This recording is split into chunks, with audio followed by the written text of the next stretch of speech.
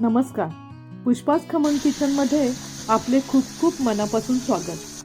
आज आपण बनवणार आहोत खुसखुशीत, कलरफुल आणि हेल्दी अशी रेनबो पुरी म्हणजेच रंगीबेरंगी पुरी. ही पुरी बनवण्यासाठी गव्हाचं पीठ वापरलेलं आहे, त्यामुळे ही हेल्दी झालेली आहे.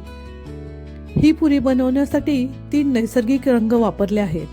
लाल रंगासाठी बीट, हिरव्या रंगासाठी पालक आणि पिवळ्या रंगासाठी हळद वापरली आहे. प्रथम गव्हाच्या पिठात पालकचा रस घालून हिरवा गोळा तयार करून घ्यायचा आहे.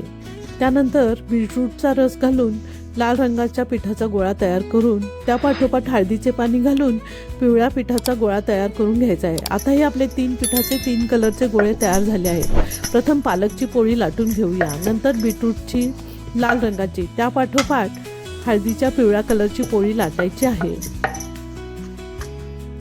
आता तयार झालेल्या तिन्ही पोळ्या एकावर एक ठेवून त्यांना थोडं दाबून एका कडेने गुंडाळत त्याची गोल लांबडी गुंडाळी तयार करून तिचे सुरीने पेढ्यासारखे एकसारखे तुकडे करून घ्यायचे आहेत. या पेढ्याच्या छोट्या छोट्या पुऱ्या लाटून घ्यायच्या आहेत व तापलेल्या तेलात छान खरपूस तळून घ्यायच्या आहेत. या आणि अशा साध्या सोप्या घरगुती खमंग रेसिपी पाहण्यासाठी पुष्पास खमंग किचनला लाईक, शेअर आणि सबस्क्राईब करा. हा व्हिडिओ पूर्ण पाहण्यासाठी खाली लिंक दिली आहे.